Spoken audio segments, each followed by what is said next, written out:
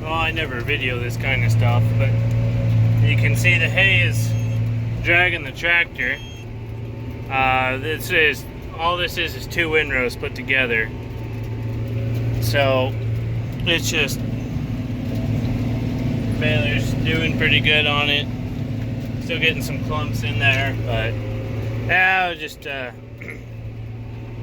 we had to roll all this stuff, just get it off some wet ground so it would dry, and we're rolling single windrows out of that swather, and two of them were close enough together. We just put them together, and it's we're gonna have to widen the tires out on the tractor, but you know, that's just how it is. I mean, it's still coming in as wide as that pickup header is on that baler, but you know, we're running over a little bit of it. I'm sure we could probably get by with not doing it, but I think we're not doing any row crop or anything like that, so we may just widen the old tires out on this thing.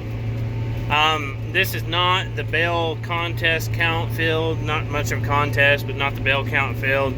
This is 65 acres just to the south of it. And we're square baling this, and if it's anything, if that other field's anything like this, it's going to be pretty wild. I don't know exactly what this field's going to do, but we're packing these bales pretty tight. I actually had to drop the load down because we were blowing strings apart. You can notice they're all pre-stacked in threes. It had a chance for rain, and so that way only the top little bit gets wet. But kind of having a bit of a trouble on this stuff. We did have to roll it, and so with the wind and everything that we've been having, it was kind of, we're putting too much hay on one side of the windrow, but really pretty unavoidable. We're gonna see if we can't change something with that tomorrow. But the way this tractor's set up, we were having to run over part of the windrow, and we were getting some banana shaped bales with this thing, but at this point it's just get them baled and get them off of there. So you know, it was pretty unavoidable, but we'll try to do better. I was running the load on this thing up around 255, but that was just we were starting to blow strings in the middle of the bale and stuff like that, and that was before we run into the banana shape problem. So we backed it off, and it's still making a really good bale. I imagine we're still about 1,200 pounds on these bales, but I definitely didn't think I could be baling at this time of the day, but we are. So it's going now. As you can see, it's getting pretty blue, and that's just we're just trying to get it put in a bale. And I got a skid steer running behind me right now, just putting them in stacks of threes. And just so I had a guy tell me who runs these XD balers that they'd stack them in threes, because once they get rained on, they're so tight that they have a problem with them drying out. And I have run into that problem already on a different place, or we packed some bales pretty tight, and then it rained on them and they just would not dry out. So maybe we're hoping we can get all this baled up and get it under some tarps. There's just so much wheat hay here right now that the market's just pretty flooded. Wheat and triticale, just market's real flooded on hay. So if we have to set on it, we definitely want it tarped up. It's all for sale. I think all of my hay this year will be for sale. We put up 320 round bales of wheat and triticale. The only stuff that won't be for sale is that small circle. But I've got so many cows anyway that we're gonna keep that for them and some other stuff. And then we no-tilled that circle, that back to millet. That will be for sale. All this right now here is for sale. So yeah, we definitely got a little bit of hay for sale this year, but everybody does, so not a bad thing. We'll see if we can't market it correctly and get it out of here and pay some bills that we desperately need to pay, and be a good deal for us. But time will tell. If we got to sit on it and tarp it up and wait, then I will try to do that. But I'd like to get it gone as soon as I could, just from a cash flow standpoint, but that's not always the best answer. But anyway, I'm just super impressed with this baler. Putting that new knotter rack in it just made it, I think it just made it a whole new machine. I'm just having great luck with it. There's a few things in there that could be worked on. You know, there's a few thin spots in the boards on the bottom side of the chamber where that bale slides across. I think I could may have to, you know, work on those a little bit, patch things up a little bit. I'd love to have a new hood for it, this front end. When I don't know what happened to that. Maybe large hail or something like that. I've seen a few balers that happens to, but you know, so far we've been running really good, and I've been extremely happy. I don't know if we would have had any problems or not this year, but you know, the thing is, I'm not having any problems now, and I've just picked up more and more business with this machine, so that's really just kind of, it was the right decision to make, to put it in there. It sure cost me a little bit more than I thought it was going to, but I think that's okay. I'm pretty happy with it. So get up here. I'm running slow. I'm only in 5th gear right now. I'm just letting it eat, but I'm getting, yeah, you go too fast and that stuff like that, and then your flake count gets pretty low. So I'll pause you and we'll get on the other windrow. So now we're back on this one. But in all honesty,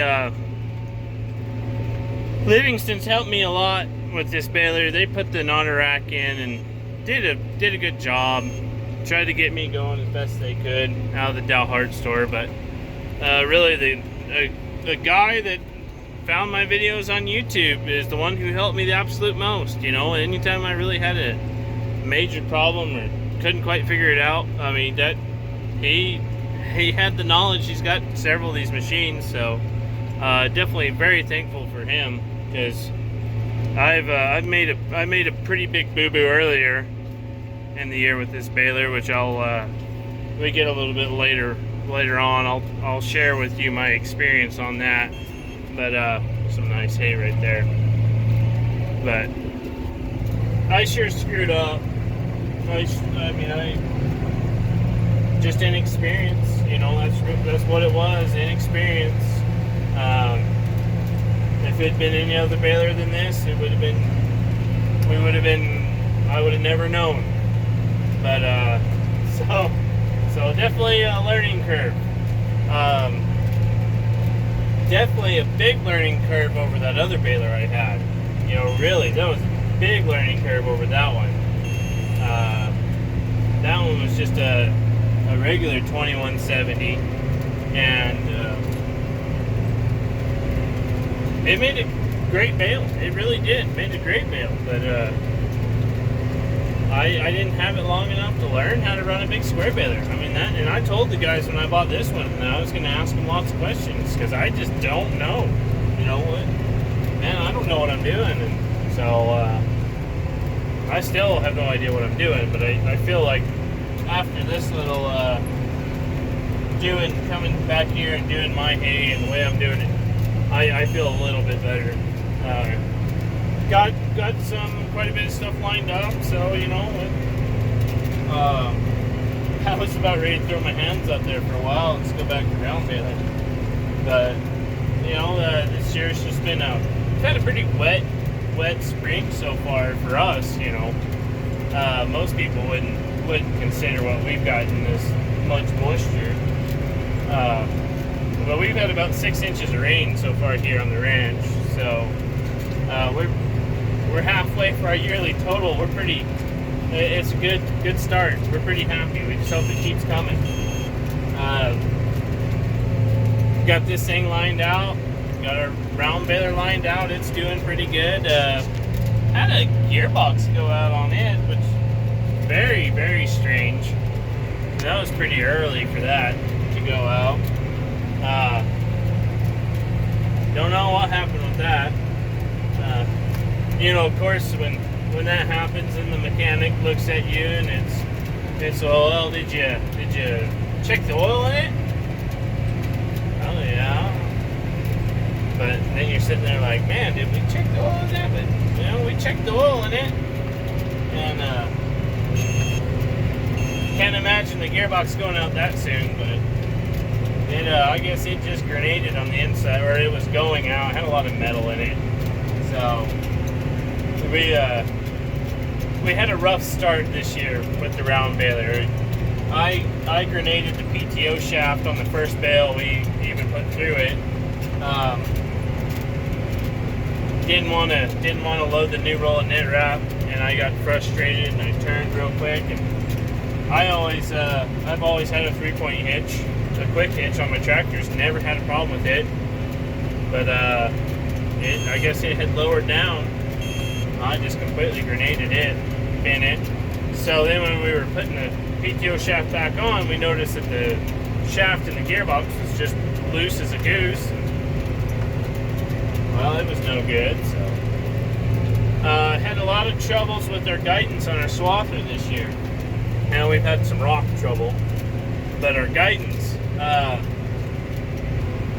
OmniStar, if you are looking at buying a Massey or anything through AGCO or any piece of farm equipment that runs OmniStar, don't go with someone else.